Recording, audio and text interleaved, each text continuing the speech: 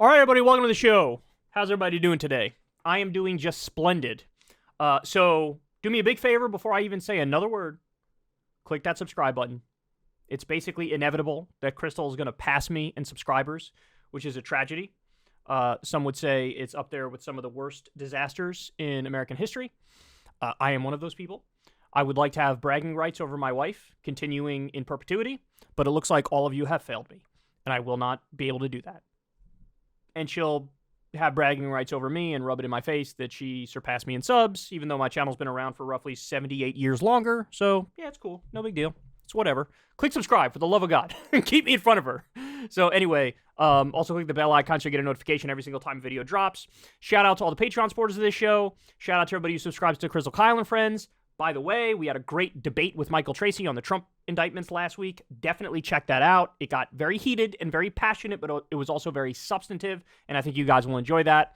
And remember, you can always listen to this show in its totality as an audio podcast.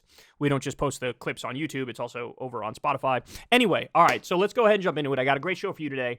We have disaster in Hawaii, a wildfire disaster, and at the same time, you have these Fox News hosts. I don't know if it was the same time or a day before, to be fair, but Fox News hosts were basically denying climate change as they always do. We also have some very prominent right-wing judicial experts turning on Donald Trump and making an amazing argument that's going to shock you. We have a Biden-supporting Republican who confronts a Trump supporter at the Iowa State Fair, and that is an amazing video. And then we also have Texas. Apparently, their prisons don't have air conditioning in Texas. And you can imagine what's now happening as a result of that. So we'll dive into all of that and much more. All right, so Jesse Waters is, of course, the resident Fox News frat boy goon. And they decided to do a climate change denying segment because it's a day that ends in Y. And I want to show you it and then contrast it with the disaster that we're experiencing in Hawaii. So let's dive into it. This is a psyop against the American people by big business and the Democratic Party to worry you into giving you more of their money. You know, the world's going to change. Everyone's going to die. Tax me, tax me, tax me. And when someone is that anxious, they will do anything to solve the problem. And the government says, we just need to spend more money to solve the problem, and that money goes to their donors. They're going after people who are, I guess, seeing therapists because they're worried about climate change or something, and they're using this as like a ha-ha, stupid liberal segment. And he says it's a psyop, and it's a conspiracy by big business to get Americans taxed more or something. I love how they invert the conspiracy. No, Jesse, the conspiracy is out in the open. The conspiracy is ExxonMobil and Chevron and Big Oil and all of these dirty energy companies making a tremendous amount of profit. They want to continue to make a tremendous amount of profit. So what they do is they hire mercenary junk scientists to pretend like they are not leading to climate change. And that gets everybody to drag their feet and not do enough to fight back. Even though you have like 98 or 99% of the climate scientists saying this is a real problem and we need to address it, you have like 99.8% of studies in a giant meta-analysis showed, yes, climate change is real, it's happening, and it's largely man-made.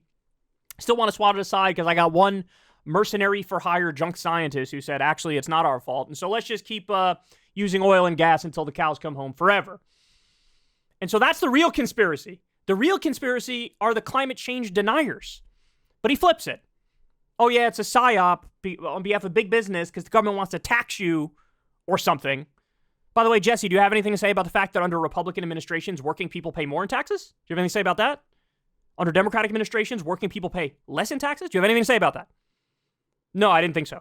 So it's just standard climate denial nonsense. And now it's happening at a time where even people's anecdotal experience is lining up with the data. It used to be you look at the data says one thing, and then you talk to individuals and they go, I don't know, things seem pretty normal. Now we're at the point where the data says one thing and the anecdotal experience says the same thing. Everybody just came off the hottest month ever recorded in human history. Yeah, I think people are going to notice that, Jesse, and I think they're going to have some concerns. So anyway, at the same time, or I should be clear, I think it was maybe a day before the Hawaii wildfire happens, this is what they're talking about. So now, let me show you some from that. This is what happened in Maui. This is astonishing. Look at this. So for everybody just listening, you're seeing burnt, charred cars. You're seeing buildings that have effectively collapsed because they were burnt to a crisp. You're seeing just complete and utter, total devastation. It's basically an entire town that has effectively been wiped off the map. At this point, as I'm talking to you right now, I know the death toll is over 100 people. It is still climbing. People were basically jumping out of their cars and jumping into the water to survive. That's how nightmarish this entire scenario was. There's smoke everywhere. I mean, it is, it's something that looks like it's post-apocalyptic. It looks like it's something out of a zombie movie or like this area just got nuked or something. That's what it looks like. Storefronts absolutely positively destroyed. A car that looked like it was in the fire for 24 hours straight. Everything's destroyed. Everything's gone. Boats even destroyed. Even that boat caught on fire, and the boat is literally on the water. I mean, it's really, really an astonishing picture. Just to put it more into perspective for people, look at this. So this is the before and after. And forgive me if I mispronounce this, but Lahaina, Maui, before and after. This is the before. This is what this beautiful place looked like. And then now, it looks like that. It is, it's a nightmare. And a lot of people lost absolutely everything. Now, you might be watching this and saying, well, yeah, but how does this link up to climate change? Well, we've experienced this in the American West. We've seen what's happened as a direct result of climate change. Let me show you that chart. So there are now more wildfires than there ever were. Over the past 6 decades, there's been a steady increase in the number of fires in the western U.S. In fact, the majority of western fires, 61%, have occurred since the year 2000. This is what the graph looks like. You have a steady, consistent increase here. This is in the American West. And apparently those fires are also larger. They say those fires also are burning more acres of land. The average annual amount of acres burned has been steadily increasing since 1950. The number of megafires, fires that burn for more than 100,000 acres, which is 156 square miles, has increased in the past 2 decades. In fact, no documented megafires occurred before 1970. And now we get them. Look at this chart. And when I think of a wildfire, I do not think of Maui. You know, it's tropical, it rains there quite a bit, but apparently it dried out, and then there was a very rare wind event where there were 70-mile-an-hour winds, and the fire just cut through everywhere like a hot knife through butter. And again, this is directly linked to climate change. How much more evidence do these people need? How much more do you need? Do you need me to bring up the climate chart, the temperature chart, where it's been steadily rising, where the pattern is rising, rising, rising? Now, what they often do is they point to, well, there's also cold records from time to time. But the way climate change works is that you get extremes on both ends of the spectrum. One of the potential side effects of climate change is that the ocean current is collapsing, and that's supposed to make it so that, like, the UK enters like an ice age, and that's all a direct result of climate change. It makes the climate go haywire effectively. That's what happens. And you're also going to have drought. You're also going to have famine. You're also going to have wars over water. This is all, like, documented. And this is stuff that we know is coming. And every time they look at it, they say, oh my God, this is worse than what we thought the worst case scenario was. We're all living in it right now.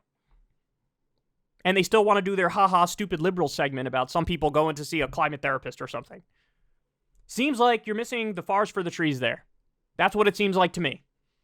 And it seems like you guys are working backwards from your conclusion, and you will never acknowledge you were wrong, no matter how much evidence is put directly in front of your face. Hey, y'all, do me a favor and like and subscribe. It helps out big time in the algorithm.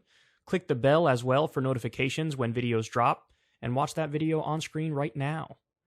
You know you want to.